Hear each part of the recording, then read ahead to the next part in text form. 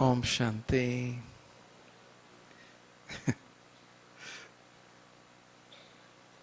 So welcome to this evening's sharing, and the topic is the power of compassion. It's the power of caring, the power of empathy, the power of tuning in. And you know, so much sorrow is caused when there's not compassion. And so at this time in the world, we see so much sorrow, so much misunderstanding, and a lot of compassion is missing. Compassion, in practical terms, means to be able to create respect and appreciation between souls. And so this is why Baba has come. Actually, Baba is the compassionate one. I'm sure we have all experienced this in yoga and in our lives. And that's why we come to him, like, you know, the moths drawn to the flame. Actually, Baba's name's Shiva, the benevolent one.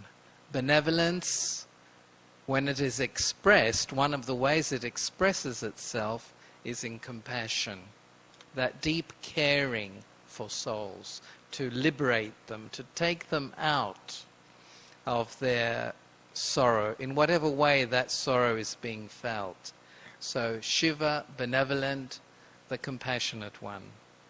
But is there a difference between compassion and mercy? Is it different? Is it the same? Well, obviously it's similar, you know, it's very similar. But, I mean, this is again just my thought. It doesn't mean that this is right. And so mercy is you bestow something to somebody and get them out of a situation. So Baba is merciful. Baba says also be merciful to the self. But compassion, I always think it's much more longer. Compassion means the caring, the cultivating of someone's life, like a gardener. A gardener, of course, is not compassionate, but a gardener cultivates when he wants to get the best out of his garden. And so Baba, with compassion, that is with love and caring, is able to bring the original out of the soul. And then that original, those original qualities become the foundation for the soul's life. Compassion is also expressed in generosity. God never stops giving. God's sustenance. And that is his compassion. And of course his love. And therefore he's very generous. He doesn't say, I don't have time. Tomorrow. Compassion means not only generosity but also availability. Baba is available. We can really feel that availability of the Father. We can feel that love and that compassion bringing out the best. It's like a renaissance of my spirit within myself. And why does he have to do all this work? For him it's not a problem, of course. For God, things are not a problem. But what has happened to his children? And when we say children, it means the whole global family. The whole tree of humanity are his children.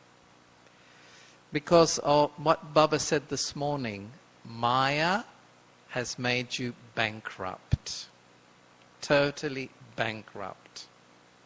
Again, I won't go into the details of this bankruptcy, but it's spiritual bankruptcy, mental, emotional, and so life becomes not living but just surviving. And that's how many people are now, aren't they? They're surviving. That's why they have so much fear. They don't enjoy living. Will they have enough money? Will their job be secure? Will their relationships last? So a total bankruptcy in terms of feeling security and especially happiness. And even the very basics like inner peace. Because Maya, in effect, Maya is its selfishness. The soul starts to rely on external things or people to be happy, to experience love, and it's rather false. And because it's trying to get its sense of value from the outside, then what happens is that it does not get real experiences. It's not compassionate towards its own self. And that emptiness that comes from that then starts to create selfishness. I want and I need. And this is why souls become addicted. They become addicted to attachments, to their ego. So deeply addicted that they cannot see themselves for what they are. They've lost their sense of eternity and spiritual identity. And so grabbing for the wrong supports, becoming addicted to them, they get empty, they need it more, like an addict, needing more, but actually getting really much, much less. And so this leads to the selfishness. So selfish thinking. When the mind is used in a selfish way, then there's a lot more thinking, but very little result. And there's a lot of upheaval. There's no peace. The more selfish thinking is always this, like this. A lot of thinking with hardly any result and very peaceless. And then that selfish thinking creates selfish feelings. And selfish feelings always creates worry, doubt, fears, hopelessness, insecurity, dependencies, the selfish feelings, that it's not a pure feeling. From the original sanskars, Baba says you'll get the pure feeling that will satisfy you, that will give you contentment. Pure happiness, pure love, not the mixture. Because maybe it's not completely selfish, but there's mixtures. It's processed. Like processed foods are not very healthy. Same way, processed feelings are not healthy for the soul. And this is why we have fluctuation. So Baba says at the end of the cycle, I hear all the children and I am pulled to go onto the stage and serve my children, to liberate them. And that's compassion. It's also an act of mercy to bestow knowledge, to bestow his companionship, his love. He gives the compass for a new life. That's his mercy. He gives it. But then he has to have compassion so that this is sustained, because the children don't learn straight away. No one learns straight away. And so where there's compassion, there's patience. Where there's true compassion, there's not an expectation. There's just this generosity of giving, fulfilling, and being available. And reminding. So Baba reminds us, remember me. Remember me. It's because in that connection, the soul is able to dissolve a lot of the blindness that comes from selfish thinking, selfish feeling. Remembrance cleans the soul out. But, it's not always easy to maintain.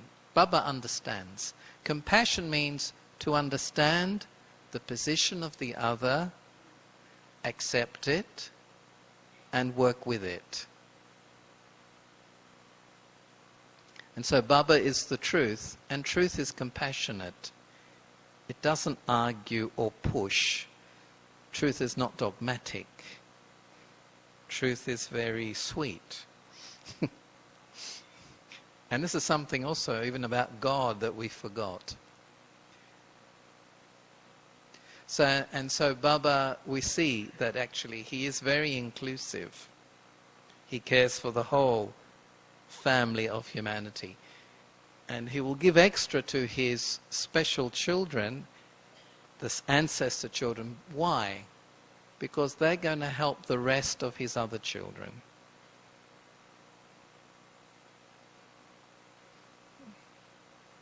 Baba will give and share much more of his life force.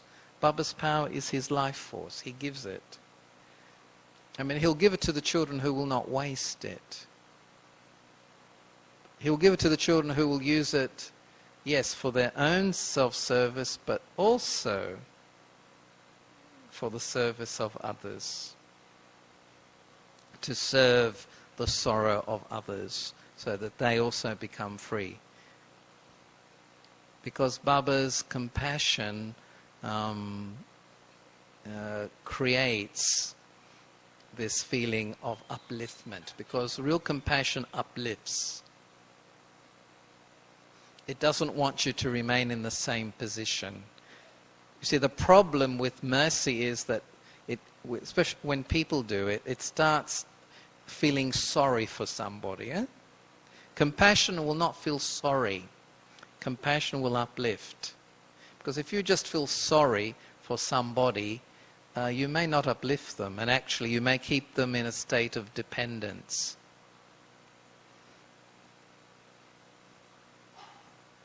So Baba teaches us a lot about compassion. And then one of the expressions of compassion, especially Baba's compassion, is that it starts to make me grow. And I start to grow in what particular thing? Well, in many things. But I, the soul, start to grow in respectfulness. I start to respect. What is respect? Value. I value. I appreciate. I don't take for granted. And that respect actually starts to create well-being. It starts to create joy. It starts to create real relationship, because until we get to love, there has to be the foundation of respect. And that respect is very much linked to the vision of soul consciousness and equality. You can only develop real friendship when there's a sense of equality. And so this is why Baba tells us, you are all souls. See yourself as a soul. See others as souls. You are equal. When you see yourself through bodies, that is through cultures and religion and through gender, there's a lot of inequality, a lot. And this inequality is the basis of conflict and sorrow. So Baba says, get back to basics, and so start to respect. So what's the first respect that he teaches the soul? Is for myself. Respect who you truly are. And it's so important to have the right identity, spiritual identity. And Baba says, go beyond your physical identity. But even more, go beyond your social identity. Because when you identify with these two things so much, then you limit yourself. You keep yourself in a cage. Either a cage of superiority feelings or inferiority feelings. So respect for the self is spiritual identity. I am a soul. And not only I am a soul, but I am a very harmonious, balanced soul. Peace. I am peace. Serenity. And actually in this word, shanti, that inner serenity, there's also the whole state of being which is completeness. See, when the soul starts to be complete, it will lose its selfishness. Selfishness are needs. And when I'm in the consciousness of a physical being or a social being, I always have needs. The need to be recognized, the need to blame somebody for my sorrow, the need to, compare, the need to win. When I go back to this very deep inner self-respect, my original nature is one of completeness. I am who I am. And going back to the stage of completeness in yoga, in deep yoga, then starting from there, the soul is able to have compassion on itself by dissolving all these false supports and false build-ups, these false images. You are something if you have this result. You are this if you are this religion or whatever. We've lost our humanity because we live in a world of labels. Labels create images. And this we see through advertising at the moment. If we look through history, we see it through wars, religious wars, civil wars. So Baba's compassion is, this is going to collapse. It's all collapsing. What is artificial is fragile, but you don't have to suffer. You don't have to, if you know who you are.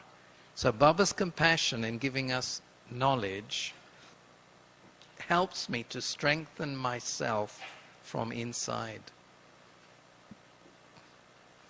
And for that, once I have that, then I let go of other things. We call this renunciation. No, let go of things that are not really relevant or meaningful in my existence. People's problems now are very existential problems. The crisis is not economic. The crisis is not really environmental and all that. It's existential. That is the way we live. And so Baba's given us the original pattern of living. Because Baba said, you used to live like this. It's not totally new. And as you go deep in remembrance, Baba tells us, then you start to experience this original self. And so respect for the self by knowing and experiencing who I am, because it's not enough to know I am a soul. I need to experience this on a daily basis, and my original harmony, my original peace, that is my original completeness, where I'm not dependent on anything, not even on my body. But this takes a lot of attention. Effort is simply the attention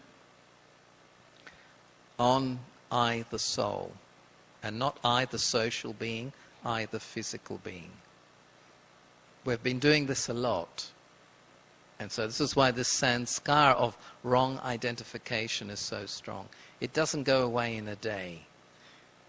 I'm sure you know that. Or 2 days or 3 days. but gradually it dissolves. Gradually it dissolves. So respect for the self. Baba's compassion also gives me knowledge, the compass of where to go, what is what, who is who. And then it's up to me, in order to have compassion on myself, what do I have to do with knowledge? Practice it. Not just write it down, not just have good memory of this point and that point and the other point. Compassion on myself is that I have such a respect for God's knowledge that I will practice it. And in that practice, gently, deeply, daily, I experience. Practice, another word for practice is dharana. Dharana means the practice with all my heart, because I believe in what I'm doing. I believe in the aim. Because if I have knowledge, but I do not have the dharana or the practice, then that's when knowledge starts to be theoretical. And if knowledge remains theoretical, I will get bored. I mean, that's the least of it. Bored and rather dry, and I don't feel I have any yoga. I don't feel sometimes I'm remembering God, but I don't feel God's remembering me. Some souls say that. But the reason for, whether it's boredom, whether it's dryness, whether I get attracted back to the old things, it's because really the reason for that is I have not practiced. See, no matter how much I like French, and I'm learning it, if I don't practice it, I will not become fluent in it. And even after I've learnt it, I have to keep speaking it. Otherwise, I forget it. It's the same with knowledge. It's easy to forget, difficult to remember, easy to forget. But again, compassion on myself is, I have very deep faith in the aim of my life, why I have chosen this spiritual life. I want to be spiritual. I came on this path not for social reasons, certainly not for political reasons or ambition or anything, to lead really an authentic life of spirituality. And if that's my aim, then I know that I must, not I must, it's actually you wish to do it, isn't it? I wish to practice these things. I wish because practice creates the experience. And then that experience starts to become natural. I do not always have to stay in the same practice. Like, I don't always have to practice the pronunciation of French. Gradually, it becomes natural. And I start to speak naturally. But if I leave out this step, then what happens gradually, I forget. And that is then, I'm not having compassion on myself. I'm maybe start to take up old things of sorrow, which I don't have to. Things do not have to be difficult. It doesn't have to be difficult. Because if I just am consistent, and I learn to be consistent, I learn to be patient with the self, then and that is that respect for the self coming out. I don't have to pressurize myself, but also not lazy as well. Then, I will start to enjoy dharana. Sometimes I don't enjoy dharana because it comes from sometimes we don't realize the dharnas we need. That's why we have difficult situations come and difficult people. Right? Any difficult people have come in your life? No. You see, I would not have chosen the dana, but the drama chooses it for me. So this is what you have to practice. Whatever it is, detachment, humility, assertiveness, courage, whatever it is. Nothing is useless in this drama. All things come to uplift me. And this is a very deep, subtle compassion for myself. Otherwise, I feel a victim. Otherwise, I feel it's not fair. Otherwise, I'm fed up. Benevolence. God's name, and this is the blessing of this time. It's benevolent.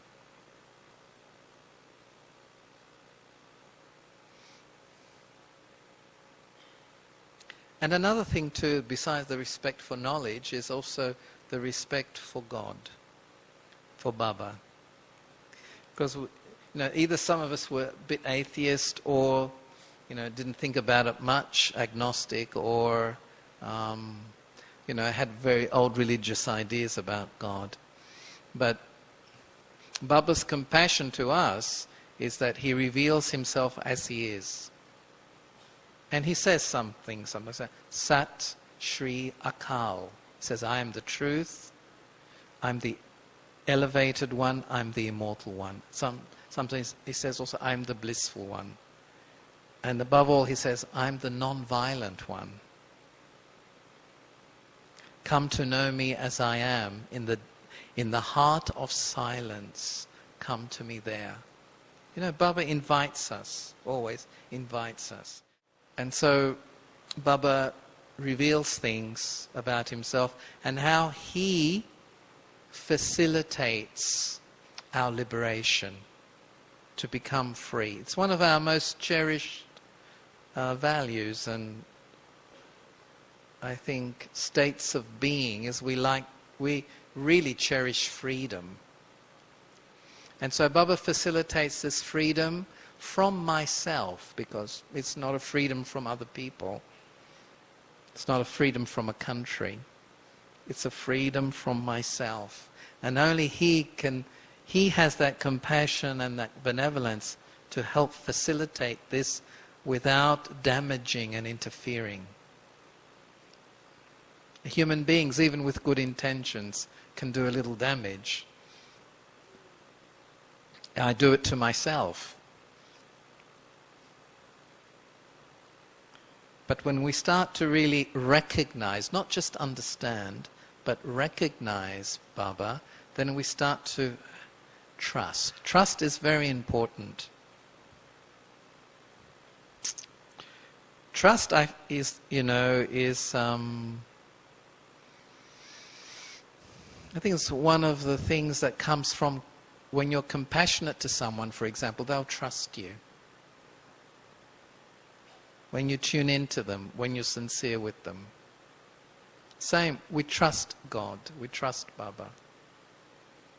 And then when we trust from the recognition, then we start to surrender. We give ourselves. And surrender, evolves. Surrender doesn't just remain, because for some people, surrender, they think it means yes, yes, yes, yes all the time. They think it means just to be stuck in a position of subservience. This is not surrender. Surrender is, I give myself because I trust. Because I know that Baba will take me to something much higher than I cannot do by myself. Although, yes, I'm also responsible, but it's a partnership. And as the soul surrenders, surrender starts to evolve. I'm not just not anymore someone who needs mercy. No. I have been given knowledge. I'm using knowledge. So then the soul starts to evolve. It's not just a devotee asking for something. It becomes a child. The child who inherits. The student who learns.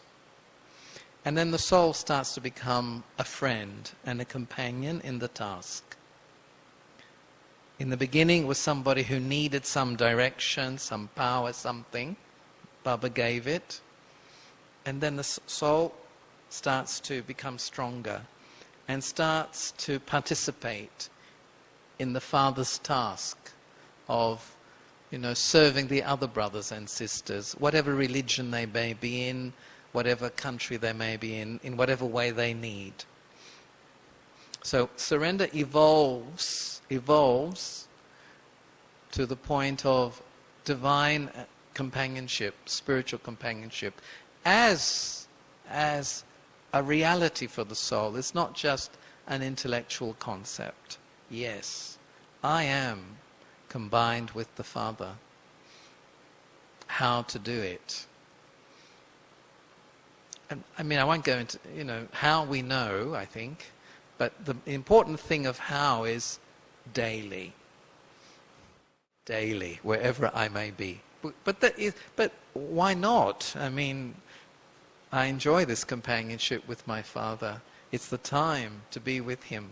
So why wouldn't I give time and space to this? So, and the one then who really moves from surrender and moves more forward becomes equals. These are the souls then that become the angels. And it's not that difficult to become an angel, actually. Baba always says, easy Raj Yoga. But yes, the most important thing I have found is always have this inner attentiveness, this inner mindfulness, Why go off track and then so much effort to come back? Of course it happens, It happens. These things happen. Up one day, down the next, up for 3 months, down for 2. These things do happen. But with trust in Bap Dada's love, and in trust, and also trust in my own destiny, gradually, the soul starts to balance out. And there won't be such big fluctuations. They get much less.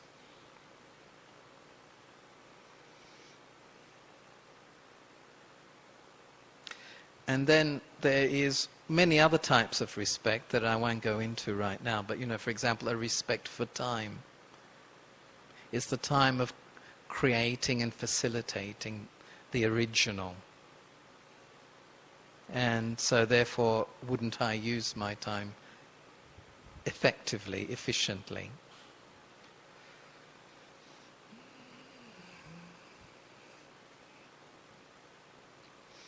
And again, of course, the very big respect is respect for others, which is so much lacking in relationships. Everybody wants love, but they forget to respect first. You can't get love if you first don't respect. You can't receive love or experience love if you don't first, have this completeness inside. Because then it's wanting to take something, and this creates imbalance, this creates karma. Drama is relationship between souls and these relationships are expressed. It's of course relationship with matter too, and relationship with time, relationship with this body. But above all of that, it's relationship with other souls where happiness is experienced, and happiness is what sustains relationship. We interact for happiness. Yeah? This is what we really, this is what it's about. The respect for others will work very naturally when I'm independent. Because, if I'm not independent, if I'm not in that stage of completeness, if I'm not deep in that Om Shanti consciousness, then there are going to be dependencies in one way or another. If you listen to yourself sometimes when you complain, but you don't do that so much now, right? But when it ever does happen, a complaint is a kind of a dependency. I'm complaining for what? Usually it's, it's often for others, they don't do this to me, they don't do that, they don't listen, something like that. I haven't become free inside. Even if I complain about myself, I'm dependent on a sanskar in myself. I'm influenced by it. I'm not fully free. Pure means to be fully free. So when I am free, and in that independent state, then I'm mature enough. I have the maturity to create sustainable relationships. They never have to do workshops about love. They never have to go to a psychologist. They don't need a teacher, a guru, a scripture, because they're complete. And so the relationships are balanced. Baba says, akarma. It's balanced.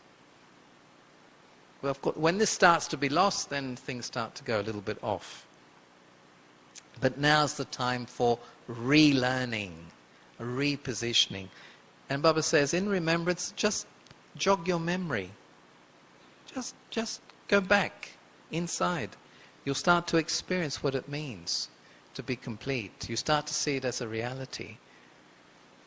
And then, yes, we do belong. People have a very big problem these days, is a feeling of not belonging. Not belonging. There's been a separateness, separation. But because first of all, I hadn't belonged to myself for a long time. If I don't belong to myself, then it's going to be very difficult to feel this sense of family and belonging in a natural way. And sometimes what people do is they just keep grabbing. When people are desperate, it's like a person who's drowning, You've got to approach them in the right way, because they're so desperate they can pull you with a lot of force and even make you drown. You know that. You've got to always approach them from behind. So when people are desperate for love, desperate for respect, then they'll kind of do anything to try to get it. And then those methods are very, very sabotaging. People sometimes give away their own respect in order to feel they belong. But Baba says, never do this, You belong in the drama. You're part of the drama. You're part of the whole human family anyway. And once I'm deep in my soul consciousness, and I experience that spiritual identity, you belong to yourself, and you'll feel you belong to everybody.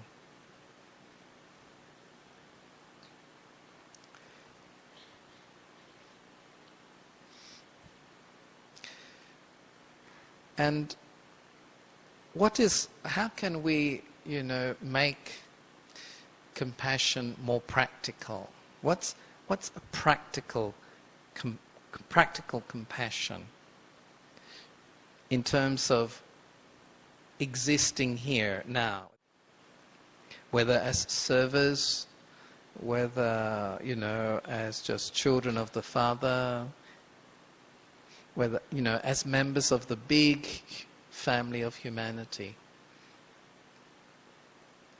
I mean, the first thing of compassion, practical compassion, is actually caring. Number one is caring, but not getting entangled.